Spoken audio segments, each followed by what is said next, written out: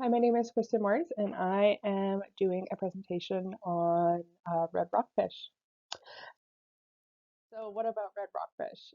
So, red rockfish is the most misidentified fish in the ocean, simply because due to the naked eye, some people just can't see the differences between the fish. They're generalized as snapper. Um, and in my presentation, I'm going to explore the easy spot distinctions um, and some interesting facts about these fish. So the Sebacis species is a subspecies of the scorpion family. When you think of Sebastis, when I first thought about it, I thought about the Sebastian from Under the Sea, and what you see on your left-hand side screen here is a little Under the Sea Sebastian that came off a trawl offload. In the middle, you see a tiger rockfish, which is the best example of a fish that has come from the scorpion family. And then we have my dear friend Sydney Hanks, who has a yellow eye rockfish that we caught this summer. It's a baby yellow eye. So let's take a look at these two fish. Um, these two rockfish, are they the same?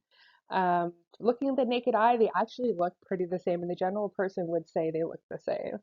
So the one on the left is Sebastis alutanius, which is a rough eye, and the one on the right is Sebastis borealis, which is short raker. So rockfish identifiers, what are we looking at when we're looking at these fish? We're looking at the dorsal fins, we're looking at symphylial knob, which is the chin, we're looking at the lateral lines, we're looking at the dorsal fin, we're looking at the anal fins, we're looking at the gill covers and the physical fins, and the last thing we need to rely on is the color and the size.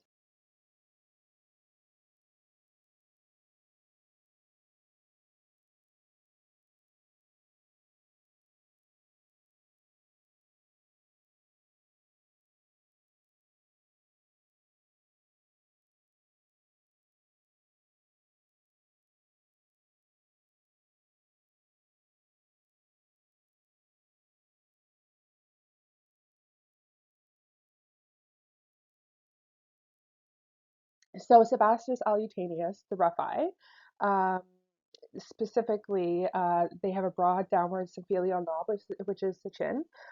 If you put your finger inside the orbital cavity, there are 2 to 10 spines in the lower part of it. The gill rakers of the first gill arch are long and pointy, and they have what we like to call toasted dorsal fin, anal fin, and tail fin. Sebastius borealis, which is the short raker, um, has a small, almost non-existent syphilian knob. They have 0 to 1 spines in the lower orbital cavity.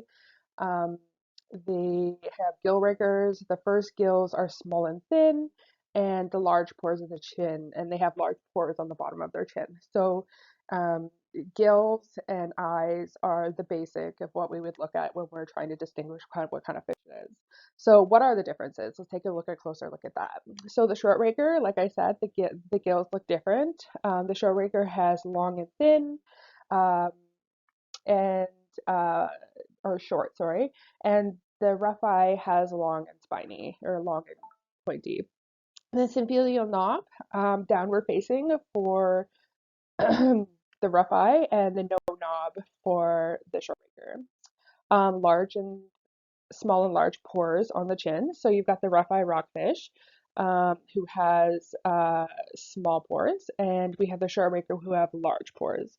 And the color is the last thing we need to rely on. As you can see, the rough eye is toasted with a brown, dark gray color or a brown color, and there's almost zero color in the short raker. So the quick facts about these fish. Um, the 38 species of red rockfish in the Northern Pacific Ocean. Sebastis comes from the subfamily of the scorpion fish. They are one of the most venomous fish in the ocean, and they transfer their venom by their spines and mucus. So when they're being offloaded and handled, they're usually handled by the eyes. Um, the next thing is some species, Sebastis, can live up to 205 years. It's amazing. And the Sebastis biomass has declined severely over the last several decades due to overfishing and overharvesting. So what we have here are some extra misidentified rockfish. So on the top left-hand corner, we have the long jaw and the silver gray. Down below, we have the quillback and the copper, and then we have the tiger and the red bandit. Now, these from the naked eye, you can kind of see different, but when they're seen close up and fresh out of the water, they look very similar, and you have to have an eye for detail. Thank you very much, and I appreciate all your feedback and taking the time to read this.